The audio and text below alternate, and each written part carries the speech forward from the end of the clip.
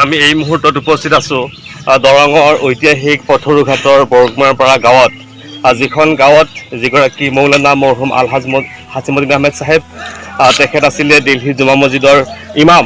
সুদীৰ্ঘ 12 বছৰ কাল তেখেতে ইমামতি কৰিছিলে আৰু 12 বছৰ কাল ইমামতি কৰাৰ পিছত তেখেত পথৰুঘাটলৈ আহি এই বৰগুমাৰপাৰা গাঁৱত ইছলামৰ গোটেই পশ্চিম দৰঙত ইছলামৰ প্ৰচাৰ কৰিছিলে।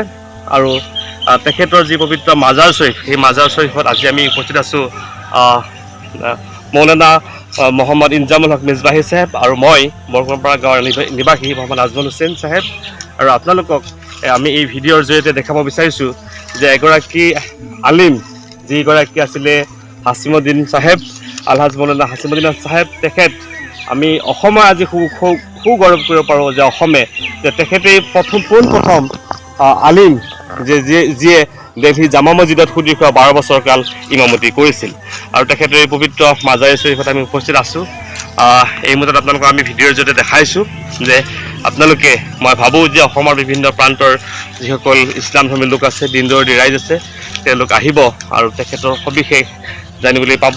ইতিমধ্যে তেখেতৰ জীৱনৰ কিছু কথা লৈ পেলাই এখন হাছিম নামৰ আলোচনী ইতিমধ্যে প্ৰকাশ হৈছে এই অঞ্চলৰ তৰফৰ পৰা।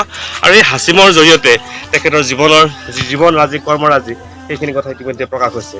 আৰু তেখেতৰ লগতেই আন এগৰাকী ভাৰতৰ বিখ্যাত হাফিজু কাৰী মৌলানা আব্দুল মজিদ চাহেব, যিগৰাকী পথৰুঘাটৰ আছিলে, ঐতিহাসিক পথৰুঘাটৰ।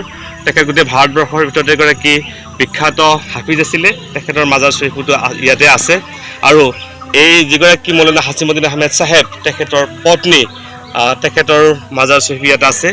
গতিকে আমি ইতিমধ্যে দেখা পাইছোঁ যে ভাৰতৰ বিভিন্ন ঠাইৰ পৰা এই মাজাৰ শ্বৰীফলৈ মানুহে আহে। যা নহওক, আপোনালোকক এই কথাটো কৈছোঁ যে মৌলানা হাছিমুদ্দিন চাহেব আছিলে দিল্লী জামা মছজিদৰ প্ৰাক্তন ইমাম, যিয়ে সুদীৰ্ঘ 12 বছৰ কাল দিল্লীত ইমামতি কৰি এই পশ্চিম দৰঙত ইছলামৰ ধ্বজা বহন কৰিছিলে। 1894 চনত তেখেতৰ জন্ম আছিলে। 1928 চনত তেখেতে বৰগুমাৰপাৰাত গণিতুল মাদ্ৰাছা প্ৰতিষ্ঠা কৰিছিলে, তাৰ জৰিয়তে ইছলাম প্ৰচাৰ কৰিছিলে।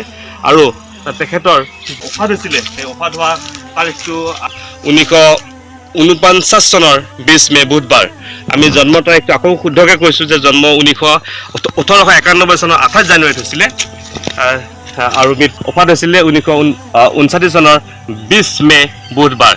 গতিকে এই দুয়োগৰাকী মহান অলি আল্লাহৰ কাৰণে আপোনালোক সকলোৱে দোৱা কৰিব, এওঁলোকৰ যাতে আকৌ বিশ্বৰ দৰবাৰত এওঁলোকক স্থান পায়। আল্লাহে যাতে তেওঁলোকক আৰু বহুত মৰ্যাদা দান কৰে আৰু তেওঁলোকৰ জৰিয়তে পৰৱৰ্তী যিসকল ইছলাম ধৰ্মৰ লোক আছে তেওঁলোকক অনুপ্ৰেৰণা হিচাপে লৈ যে দিনে শিক্ষাৰ কাৰণে আমি যাতে সজাগ আৰু সচেতন হ'ব পাৰোঁ, তাৰ আশা ৰাখিছোঁ। ধন্যবাদ।